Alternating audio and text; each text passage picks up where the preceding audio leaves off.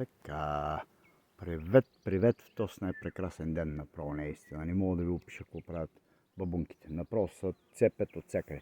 Сега обаче искам да ви покажа нещо. Ще спра за момент. Мисля, че ще се чуи.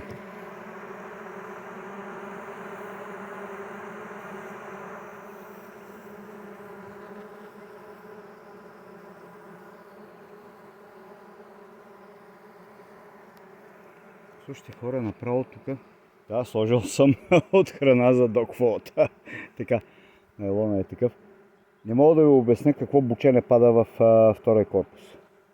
Не съм махнал още това нещо. Само представя малката дупка, влизат там. Не мога да ви опиша за какво стана въпрос. Явно нектара е в такова огромно количество, че те няма къде да го слагат и са принудени да се качват горе. Не ми се отваря. Ще го отворим след няколко дни и тогава ще видим, но... Каква ми е идеята? Не мога да ви опиша какво бачка не става. Значи в момента просто върховете на дърветата са... Батрайчо ги е напекал. Направо не мога да ви опиша тук за какво стана въпрос. И сега имам една такава идея.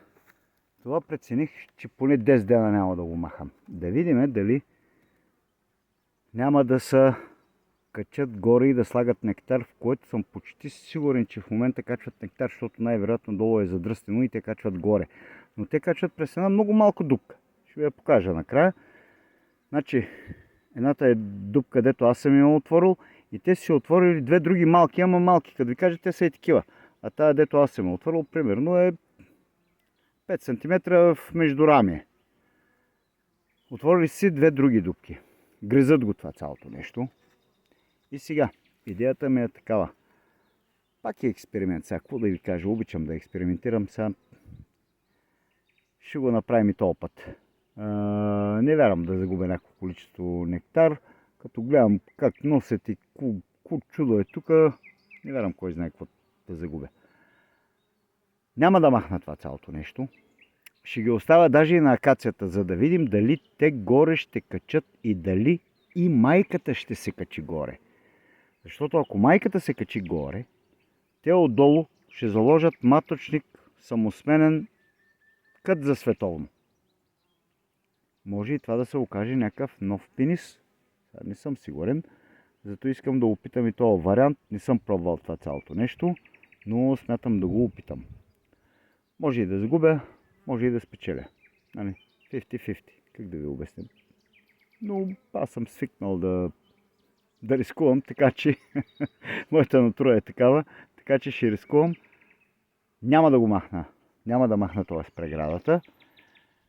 Ще ги оставя да се качват през тази малка дупка. Не мога да ви опиша отгоре какво става. Направо е ненормална работа. Бучене и чудо. Това значи, че много от пчелата се качва и горе. Това значи, че долу нямат место. За да се качват горе, значи долу нямат место. Нектара днеска беше в нещо невероятни количества. Най-вероятно няма къде го слагат. Не мога да ви опиша, хора. Мисля, че е към 7 часа вечерта. Луда работа. Но върховете са просто напечени. Дърветата пущат нектар като за световно. Да речем, че 7 дни, ама нещо 6 и нещо.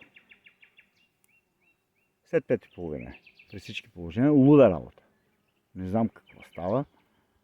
Но това ще бъде един вид експеримент. Това е брезент такъв тънък. Най-тънкият брезент. И така, ще го оставим, за да видим какво ще направят бабунките. И така, успех на всички!